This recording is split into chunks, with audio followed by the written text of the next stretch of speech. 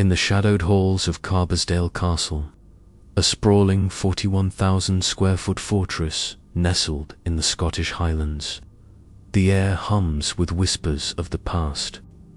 Among the castle's spectral residents, none is more renowned than Betty, the Lady in White, whose gentle presence has haunted the grounds for decades, weaving a tapestry of mystery that lingers in the hearts of those who encounter her.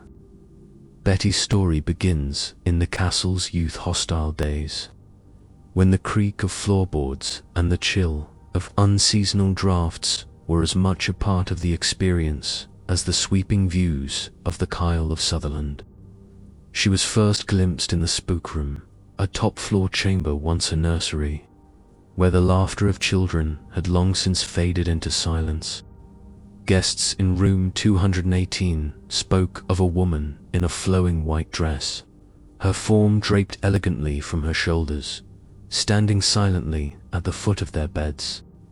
Her face, if she had one, was never clear, her presence more a feeling than a vision, like a memory caught in the corner of the eye. She would linger for a moment, then dissolve into the shadows, leaving behind only a faint shiver and a story to tell. The spook room became Betty's domain, a place where the ordinary unraveled.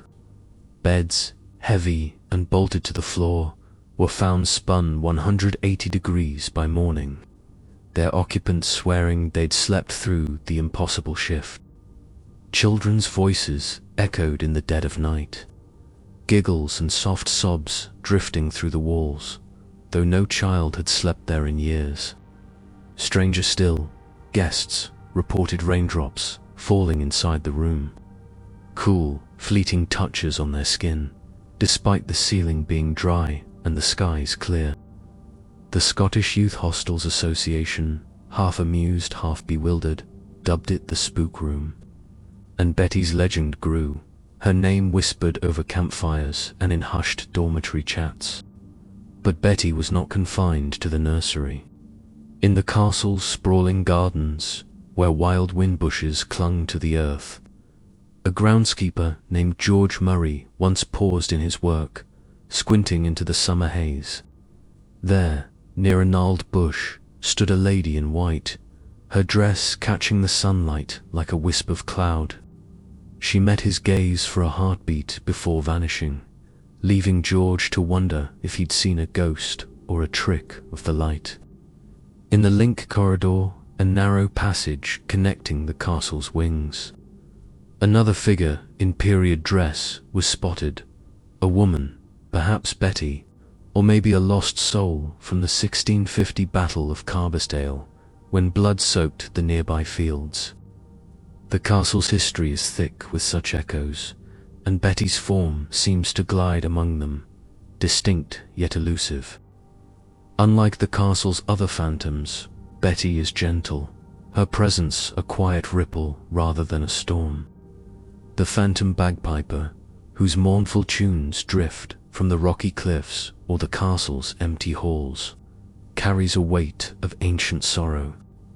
The swordsman, clad in 17th century garb, paces the link corridor with a restless anguish, his eyes hollow with unspoken grief. The phantom organist fills the ballroom with unplayed melodies, a ghostly serenade that unsettles late-night wanderers. But Betty? She simply is a watcher, a wraith who appears and fades, leaving behind no malice, only wonder. Who was Betty in life? Some say she was a nursemaid, tethered to the spook room by a love for the children she once tended. Others whisper she was a lady of the castle, her white dress a remnant of a forgotten tragedy. The castle's stones, steeped in centuries of secrets, offer no answers. The Battle of Carbisdale looms large in local lore, and perhaps Betty is a casualty of that clash, her spirit caught in the aftermath. Or maybe she is something older, a guardian of the land itself, her white gown a symbol of purity amid the castle's darker tales. In recent years, as the castle has changed hands and its hostile days have faded, Betty's sightings have grown rarer, but her legend endures.